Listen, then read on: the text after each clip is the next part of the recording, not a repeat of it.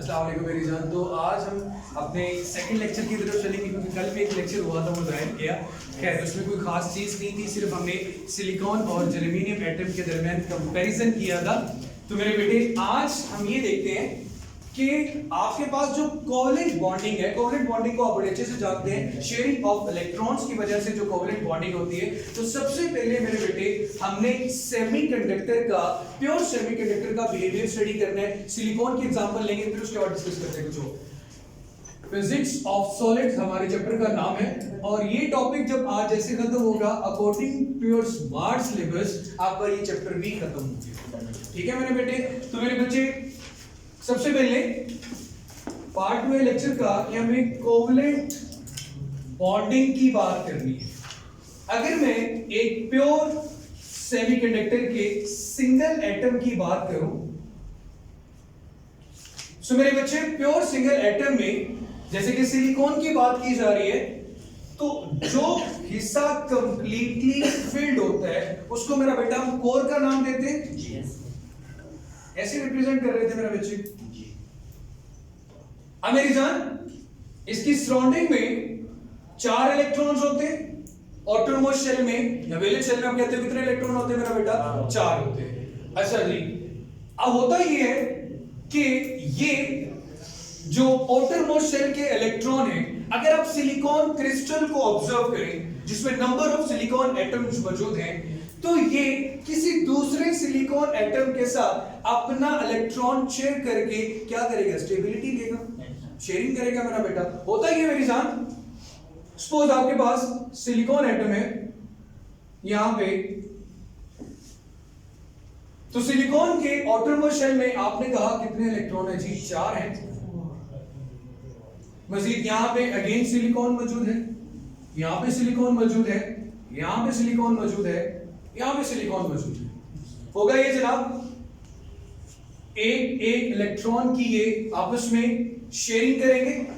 ऐसे होगा मेरा बेटा, एक एक इलेक्ट्रॉन की जब आपस में शेयरिंग करेंगे, तो इस इलेक्ट्रॉन शेयरिंग को हम इस तरह रिप्रेजेंट कर सकते हैं। ये जो शेयरिंग ऑफ इलेक्ट्रॉन होती है मेरा बेटा, इसको आप क्या नाम देते हो? बॉन्डिंग हो रही है, लेकिन कौन सी बॉन्डिंग हो रही है? Covalent bonding. कौन सी बॉन्डिंग हो रही है मेरा बेटा? Covalent bonding. ये दोनों 2 इलेक्ट्रॉन की शेयरिंग कर रही है, एक उसका एक उसका। अच्छा मेरे बेटे, ये सिंपल सी बात थी, आप लोगों को वैसे बड़े अच्छे से पता भी होगी। अब मजीद यहां पे सिलिकॉन मौजूद है, उसकी सराउंडिंग में फिर इलेक्ट्रॉन है, उसकी सराउंडिंग में फिर इलेक्ट्रॉन है, इसकी सराउंडिंग में फिर इलेक्ट्रॉन है। वो मजीद दूसरे सिलिकॉन एटम्स के साथ म्यूचुअल शेयरिंग करके हमेशा क्या रहता है? स्टेबल रहता है। हमेशा क्या रहता है? स्टेबल रहता है। अब छोटी सी बात, आपने देखा कि 0 केल्विन टेंपरेचर पर कंडक्टर का, इंसुलेटर का और सेमीकंडक्टर तीनों का बिहेवियर बिल्कुल क्या था? सेम था, क्योंकि वैलेंस बैंड कंप्लीटली फिल्ड था और कंडक्शन बैंड एम्प्टी था। लेकिन थोड़ा सा टेंपरेचर बढ़ाने से यहां पे पैदा होता है थर्मली जनरेटेड इलेक्ट्रॉन की हीट की वजह से एक मजीद इलेक्ट्रॉन क्या हो जाता है? जनरेट हो जाता है। भाई कैसे? जब थोड़ा सा आपने टेंपरेचर इंक्रीज किया, 0 केल्विन तो बहुत कम टेंपरेचर था, नॉर्मल टेंपरेचर पे आगे होता है इसमें से एक इलेक्ट्रॉन निकलकर बाहर आ जाता है। ठीक हो गया मेरे भाई? जब ये इलेक्ट्रॉन निकल के बाहर आएगा, बाकी एक वैकेंसी छोड़ेगा, उस वैकेंसी को हम क्या नाम देते हैं? होल का। और ये आपके पास क्या आ गया? इलेक्ट्रॉन। और ये फ्री मोड में आ गया। फ्री मोड का मतलब ये आपके पास वैलेंस बैंड से किसकी तरफ आ गया? कंडक्शन बैंड की तरफ। जब तक ये स्टेबल था, ये वैलेंस में मौजूद था, कंप्लीटली जुड़ा हुआ था, इलेक्ट्रोस्टैटिक फोर्स लग रही थी। अब ये वैलेंस बैंड से किसकी तरफ आ चुका है? कंडक्शन बैंड की तरफ। तो आपने देखा कि थर्मली मतलब टेंपरेचर के चेंज की वजह से, हीट के बढ़ने की वजह से एक इलेक्ट्रॉन भी जनरेट हो रहा है और साथ जो इलेक्ट्रॉन अपनी जो जगह छोड़ता है उस वैकेंसी को हम क्या कहते हैं? होल। और उसको हम कैसे ट्रीट करते हैं? पॉजिटिव। फिर आपने सुना ही होगा कि जब हमने शुरू में टेबल बनाया, हमने कंपैरिजन में कहा कि सेमीकंडक्टर में कंडक्शन ऑफ इलेक्ट्रिसिटी की जो रीजन है वो इलेक्ट्रॉन और होल है। होता ही है मेरे बेटे कि यहां पे जो रिकॉम्बिनेशन है इलेक्ट्रॉन्स की और होल्स की, मतलब इसकी जगह कोई और इलेक्ट्रॉन आके ले लेगा, उस वैकेंसी को किसी और ने आके फिल भी तो करना है ना, तो ये वैकेंसी इलेक्ट्रॉन और होल की बनती रहती है। अच्छा अगर थोड़ा सा विजुलाइज करो, हमें ऐसे लग रहा होता है कि होल भी मूव कर रहे हैं, होल मूव नहीं कर रहा होता। होल एक फिक्स जगह है, एक स्पेस है, खाली जगह है। जब एक इलेक्ट्रॉन जाता है, जब एक इलेक्ट्रॉन थर्मली हीट की वजह से अपनी एक जगह छोड़ता है दूसरी जगह जाता है, तो हमें ऐसे लग रहा होता है कि जैसे होल भी क्या कर रहे हैं, मूव कर रहे हैं। एक्चुअली होल मूव नहीं कर रहे होते। क्लियर हो गया मेरे बच्चे? अच्छा यहां पे ये एक इलेक्ट्रॉन थर्मली जनरेट हो रहा है, एक होल हो रहा है, तो इनकी वजह से इतनी कंडक्टिविटी नहीं होती। हमें कंडक्टिविटी बढ़ाने के लिए एक जो नया प्रोसेस है वो अडॉप्ट करना होता है, जिसको मेरे बेटे हम नाम देते हैं डोपिंग का। क्या नाम देते हैं मेरी जान? डोपिंग का। डोपिंग की डेफिनेशन लिखो, process of adding impurity in a pure semiconductor. Process of adding impurity in a pure semiconductor. Process of adding impurity in pure semiconductor. Impurity को ऐड करना एक प्योर सेमीकंडक्टर में, इसको मेरे बेटे हम नाम देते हैं क्या? हो थोड़ा नीचे कर सर, चलिए करते हैं, बंद कर देंगे तो स्टॉप कर देते हैं जी। करें स्टार्ट मेरी जान। सो थर्ड, फोर्थ और फिफ्थ ग्रुप मेरा बेटा इम्प्योरिटी के लिए थर्ड, फोर्थ और फिफ्थ ग्रुप ऐड कर रखना आप लोगों ने। अच्छा एक चीज तो आप सबको अच्छे से पता है कि हमारा कंसर्न जो प्योर सेमीकंडक्टर्स हैं वो किस ग्रुप से रिलेट करते हैं? फोर्थ ग्रुप से। तो मेरा बेटा उसमें क्या आता है? कार्बन, सिलिकॉन, जर्मेनियम,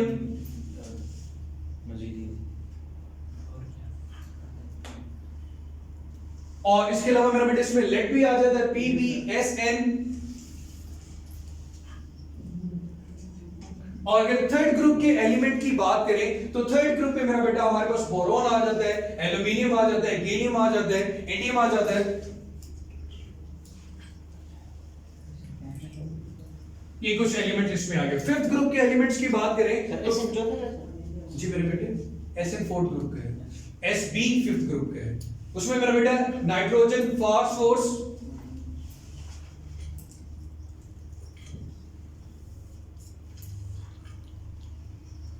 और एक और ग्रुप एलिमेंट लिख लेते हैं, वो हमारे पास है Bi, बिस्मिथ। अच्छा भाई थर्ड ग्रुप का मतलब इसके आउटर मोस्ट शेल में 3 इलेक्ट्रॉन्स हैं, इसको हम ट्राइवेलेंट भी कहते हैं। इसके आउटर मोस्ट शेल में 4 इलेक्ट्रॉन्स हैं, इसको हम टेट्रावेलेंट भी कहते हैं। इसके आउटर मोस्ट शेल में 5 इलेक्ट्रॉन्स हैं, इसको हम मेरा बेटा पेंटावेलेंट कहते हैं। क्लियर हो गया मेरे बच्चे? टेट्रावेलेंट, ट्राइवेलेंट और पेंटावेलेंट। अब हमारे पास 2 तरह के मटेरियल बनते हैं, एक को कहते हैं पी टाइप और एक को कहते हैं एन टाइप। सबसे पहले मेरे बेटे अगर आप थर्ड और फोर्थ को ऐड करते हैं, मतलब फोर्थ में थर्ड ग्रुप का कोई एलिमेंट ऐड करते हैं, तो हमारे पास कौन सा एलिमेंट बनेगा? या फिर फोर्थ और फिफ्थ को ऐड करते हैं। अब देखो जब आउटर मोस्ट शेल में इलेक्ट्रॉन ज्यादा होंगे तो ये तो एन टाइप आ जाएगा, कम होंगे तो क्या आ जाएगा? P type. थोड़ा सा देख भी लेते हैं। एक चीज हम लोगों ने इससे पहले ये डिस्कस की कि थर्मली जनरेटेड इलेक्ट्रॉन होता है। अब मेरे बच्चे हम क्या करते हैं, सबसे पहले एन टाइप की बात करते हैं। तो एन टाइप मटेरियल बनाने के लिए Sb चूज कर लेते हैं, वहां से फिफ्थ ग्रुप से एन टाइप बनाना है तो फिफ्थ लेना होगा, और वहां से सिलिकॉन ले लेते हैं अपने फोर्थ ग्रुप के एलिमेंट से। अब Sb का मतलब इसके आउटर मोस्ट शेल में 5 इलेक्ट्रॉन है, 1 2 3 4 और 5वां अलग से आ गया। इसकी सराउंडिंग में मतलब आपने जिसमें ऐड किया वो क्या है? सिलिकॉन है।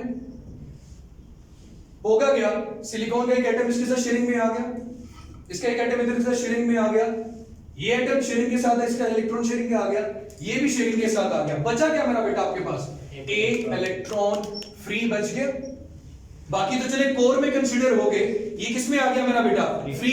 तो डोपिंग करने से फोर्थ और फिफ्थ ग्रुप के एलिमेंट्स को आपस में मिलाने से एक और मजीद इलेक्ट्रॉन पैदा हो गया फ्री, जो कहां से जाएगा? वैलेंस बैंड से कंडक्शन बैंड की तरफ। इससे पहले आप ये पढ़ चुके हो कि एक प्योर सेमीकंडक्टर एक नॉर्मल रूम टेंपरेचर पे भी कौन सा इलेक्ट्रॉन देता है? थर्मली जनरेटेड इलेक्ट्रॉन, दो इलेक्ट्रॉन आ गए मेरा बेटे, एक थर्मली जनरेटेड इलेक्ट्रॉन और एक डोपिंग की वजह से।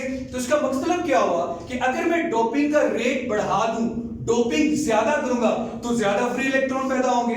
इसका मतलब क्या हुआ कि डोपिंग करने से आप किस चीज को बढ़ा रहे हो? कंसंट्रेशन को। किसको बढ़ा रहे हो? कंसंट्रेशन ऑफ इलेक्ट्रॉन्स को, फ्री इलेक्ट्रॉन्स की।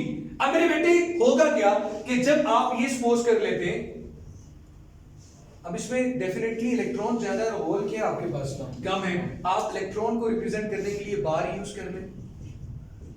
ये जी आपके पास एक एन टाइप मटेरियल आया, एक प्योर सेमीकंडक्टर में आपने अब इम्प्योरिटी ऐड कर दी और होल बहुत कम है इसमें, तो आप अगर बात करोगे majority charge carriers in an type, तो वो क्या आपके पास? इलेक्ट्रॉन्स। और अगर मैं बात करूं मिनोरिटी चार्ज कैरियर्स की, तो वो आपके पास क्या है? होल्स। अब मेरा आपसे छोटा सा एक क्वेश्चन, मुझे ये बताएं कि एन टाइप के ऊपर चार्ज कौन सा है, पॉजिटिव है या नेगेटिव है? किसी किस्म का कोई चार्ज नहीं है, क्योंकि आपने एक प्योर न्यूट्रल एटम को किसी दूसरे प्योर न्यूट्रल एटम में ऐड किया है, इस पे कोई एक्स्ट्रा चार्ज नहीं आया। बस अगर किसी बात का फर्क पड़ा है वो ये है कि कंसंट्रेशन बढ़ गई है। इलेक्ट्रिकली ये क्या है मेरा बेटा? न्यूट्रल। ये कॉन्सेप्ट हमेशा याद रखिएगा कि पी एमसीक्यूज पूछा जाता है कि पी टाइप और एन टाइप में, या पी टाइप के ऊपर कौन सा चार्ज है या एन टाइप के ऊपर कौन सा चार्ज है, तो आपके ज़हन में बेसिक यही कॉन्सेप्ट होना चाहिए कि हमने एक प्योर मटेरियल में, एक न्यूट्रल में दूसरा न्यूट्रल मटेरियल ऐड किया है, इसलिए इस पे किसी किस्म का कोई चार्ज नहीं आएगा। यहां तक क्लियर है मेरा बेटा? अब पी टाइप के साथ अगर हम बात करना चाहें, आप बनाना चाहते हैं मेरा बेटा, सॉरी एन टाइप बना लिया, क्या बनाना चाहते हैं? P type. इसको रेज कर दूं, इजाजत हो? अच्छा, वहां से गैलियम ले लेते हैं, Ga हमारे पास थर्ड ग्रुप का एलिमेंट है ना, मुझे पी टाइप बनाना है। इसके ऑटोनोमस शेल में कितने होंगे? 3, 1 2 3, सिलिकॉन सिलिकॉन सिलिकॉन। तो यहां पे क्या बच गया? एक होल। यहां पे क्या बच गया? एक होल। अब खुद देखो, डोपिंग करने से क्या आ रहा है आपके पास? होल। वहां पे डोपिंग करने से आपके पास क्या आ रहा था? इलेक्ट्रॉन। और एक इलेक्ट्रॉन और होल का जो रिकॉम्बिनेशन है वो किसकी वजह से पैदा हो रहा था? थर्मली जनरेटेड इलेक्ट्रॉन की वजह से। तो आपको देखो यहां पे होल की कंसंट्रेशन क्या हो गई? ज्यादा, और इलेक्ट्रॉन की कंसंट्रेशन क्या हो गई? कम। तो आप फिर क्या कहेंगे कि एक पी टाइप मटेरियल में जो कंसंट्रेशन ऑफ होल है वो क्या मेरा बेटा आपके पास ज्यादा है, और कंसंट्रेशन ऑफ इलेक्ट्रॉन है वो आपके पास मेरा बेटा क्या है? कम है। क्लियर हो गया मेरे बच्चे? क्लियर हो गया ना?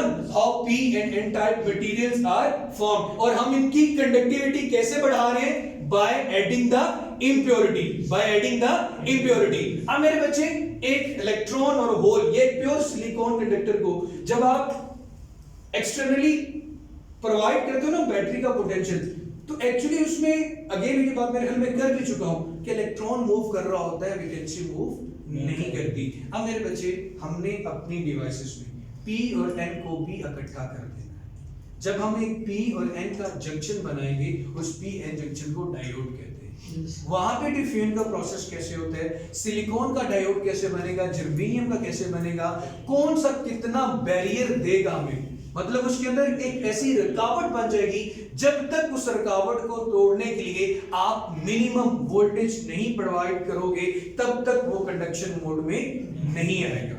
फिर इन्हीं दो जंक्शन P और N के साथ एक और P मिला दो तो क्या बन गया? PNP। या N के साथ दो P मिला दो तो क्या बन गया?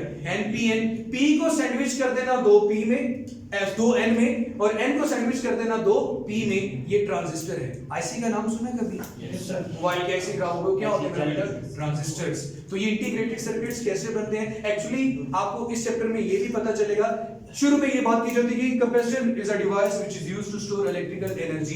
एक्चुअली कैपेसिटर का काम होता है रेक्टिफिकेशन में हेल्प करना। आप यहां पे जो रेक्टिफिकेशन डायोड के साथ करोगे ना, इसमें भी आपको प्योर डीसी नहीं मिलेगा, एक ऊपर से कर्व सी आ रही होती है। प्योर डीसी तो क्या होती है, एक स्ट्रेट लाइन।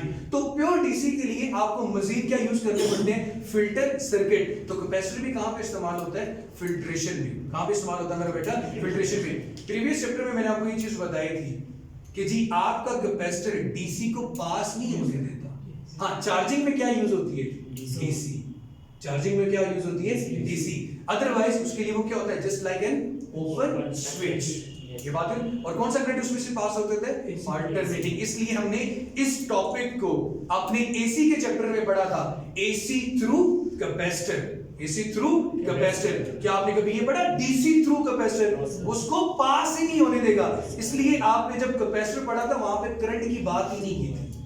क्या कोई बात की थी, नहीं। हमने सिर्फ ये देखा था कि चार्जिंग कैसे हो रही है और डिस्चार्जिंग कैसे हो रही है, और दरमियान में स्पेस मौजूद थी, उसमें से करंट पास नहीं हो रहा था। चलो कल अगेन बात करेंगे, होपफुली चैप्टर नंबर 18 की तरफ मूव करेंगे। अपना बहुत सारा सा ख्याल रखिएगा। चैनल सब्सक्राइब नहीं किया होता है, चैनल को जरूर सब्सक्राइब कर रहे हैं। अल्लाह ताला सबका हामी नासिर हो।